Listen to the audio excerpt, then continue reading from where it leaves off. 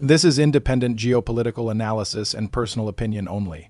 All information is based on publicly available reports. I could be wrong. Everyone is talking about Trump's tariffs on China, the trade war, the numbers, the percentages, but almost no one is paying attention to what just happened in the Strait of Hormuz. And that one detail might completely reframe everything you think you know about who actually holds leverage in this confrontation. So the real question is, did China just call Trump's bluff in the most consequential waterway on the planet? This is independent geopolitical analysis and personal opinion only. All information is based on publicly available reports. I could be wrong. To understand why this matters, you need a little background. The Strait of Hormuz is a narrow passage between Iran and Oman. It is roughly 21 miles wide at its narrowest point, and through that corridor flows approximately 20% of the world's entire oil supply every day, according to publicly available reports from the U.S. Energy Information Administration. Roughly 17 million barrels of oil pass through Hormuz daily. If that strait were ever blocked or even seriously threatened, global energy markets would go into immediate shock. Prices would spike. Economies would feel it within days. Now, in the context of maximum pressure on Iran and escalating U.S.-China tensions, the question of who controls access to that strait is not academic.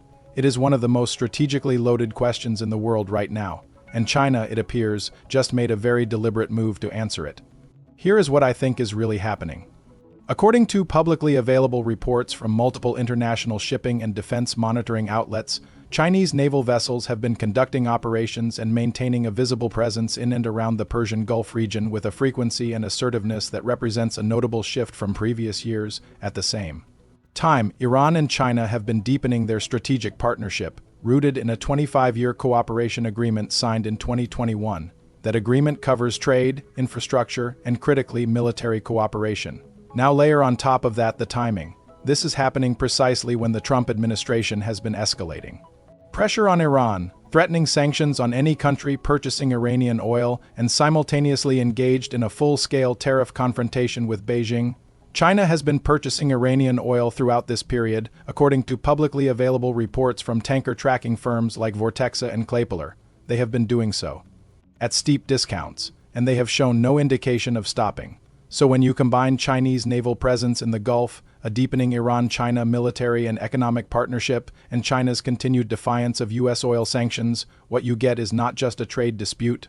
What you get is a direct geopolitical challenge to American dominance over one of the world's most critical choke points, and the Trump administration, for all its rhetoric, appears to have responded not with escalation but with something that looks very much like a pause. But here is where it gets interesting. The concept being discussed in foreign policy circles is something called TACO, which stands for Trump always chickens out. It is not a flattering term, and it originated among critics who observed a pattern in Trump's negotiating behavior: maximum pressure, dramatic threats, and then a pullback when the other side does not fold. Now, whether or not that characterization is fair, China's leadership appears to have made a strategic bet on exactly that pattern. According to publicly available reports from Chinese state media and think tank commentary, Beijing has been signaling internally and externally that it views Trump's tariff escalation as ultimately unsustainable. That the U.S. consumer economy cannot absorb the cost of a full decoupling from Chinese manufacturing, and that if China holds firm, Washington will eventually need to come back to the table. What Xi Jinping appears to have calculated is this: if you remove the fear of escalation, you remove Trump's primary tool, and China's movin'. The Hormuz context, maintaining oil flows with Iran, deepening Gulf partnerships, positioning naval assets, does exactly that. It signals to Washington that any attempt to strangle Iran also risks straining the U.S. relationship with Gulf Arab states, disrupting global oil flows, and directly confronting Chinese interests, all at the same time. That is an enormous amount of strategic weight to carry into a tariff negotiation, and Beijing knows it. Most people are missing this entirely. The mainstream conversation about U.S.-China tensions is almost exclusively framed around economics. Tariffs, supply chains, semiconductors, rare earths, and those things are real and important.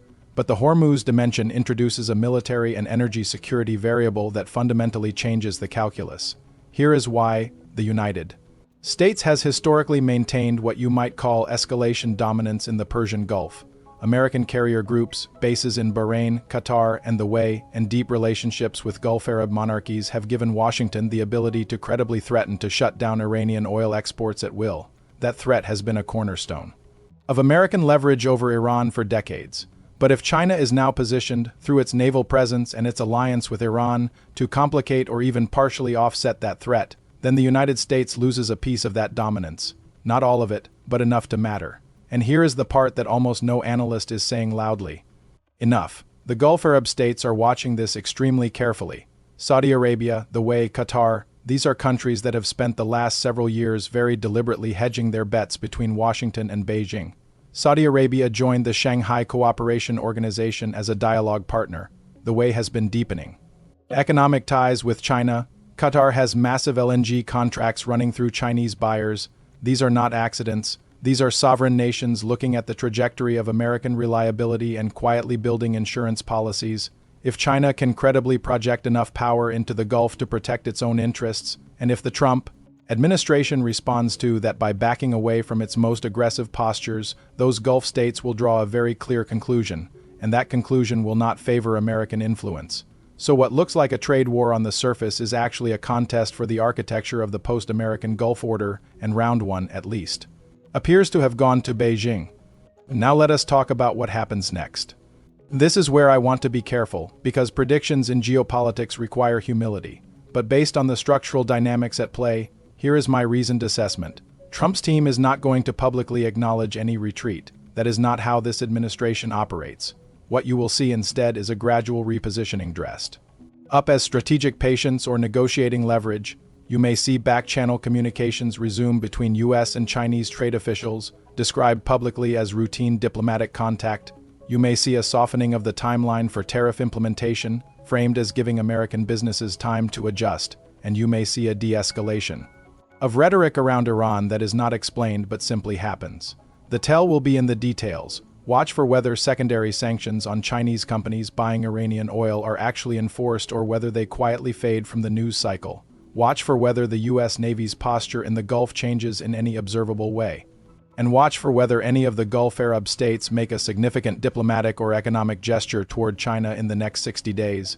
Any one of those signals would confirm that Beijing's strategic patience is working. All three together would represent a significant shift in the regional balance of power. China's play here is fundamentally about patience and about making clear that the costs of confrontation are higher than the costs of accommodation.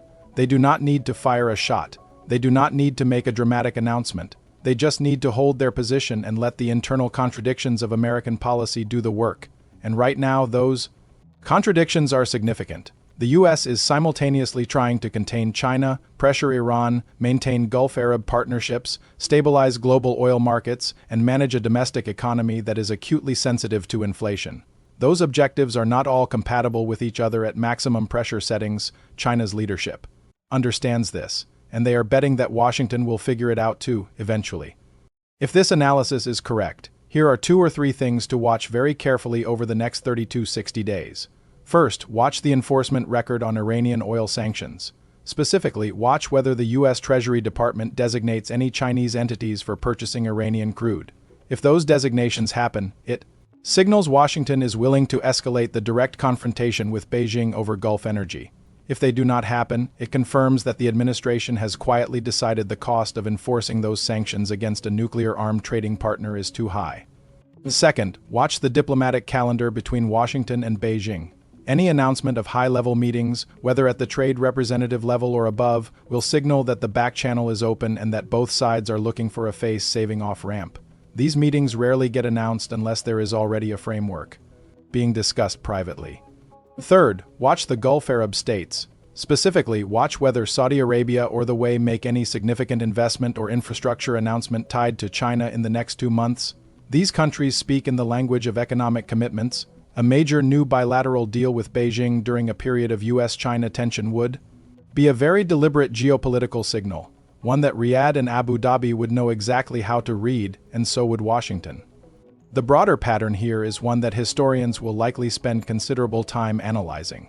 The United States built its post-Cold War dominance partly on the ability to control or credibly threaten critical global choke points.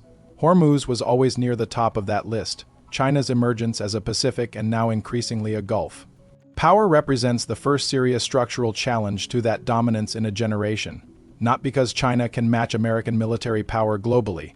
It cannot, at least not yet, but because China does not need to match it globally. It only needs to complicate it locally and specifically enough to raise the cost of American unilateral action beyond what the political system in Washington can sustain, and in the Hormuz context, with oil prices, inflation, Gulf Arab hedging, and a domestic economy already under tariff pressure all in play simultaneously. The cost calculation has shifted in ways that are not fully visible in the headlines but are very visible to the people making decisions in both capitals. This is not a story about one dramatic confrontation. It is a story about a slow, structural erosion of unipolar American leverage in one of the world's most strategically sensitive regions. And what makes it so difficult to respond to is that there is no single moment 2.2, no attack, no invasion, no obvious provocation. Just a quiet, persistent repositioning that accumulates over months and years into a fundamentally different strategic reality. China did not fire a missile. China did not make a threatening speech. China showed up, maintained its relationships, continued its commerce, and waited. And in doing so, it may have accomplished more in strategic terms than any dramatic military gesture could have achieved. That is the part that most people are not talking about. And that is the part that, if you care about where this is all heading, you probably should be. This is independent analysis only, not news. I could be wrong, and I genuinely encourage you to think critically about everything you just heard. Check the sources, read the reports, form your own view. If you want geopolitical breakdowns that go beyond the headlines, that look at the structural forces underneath the daily noise, then subscribe. And more importantly, tell me what you think. Do you believe China has genuinely shifted the balance in the Gulf, or is this more limited than it appears? Drop your analysis in the comments. The best geopolitical conversations I have are with people who disagree with me and can explain why. All information in this video is based on publicly available reports and represents personal opinion and analysis only.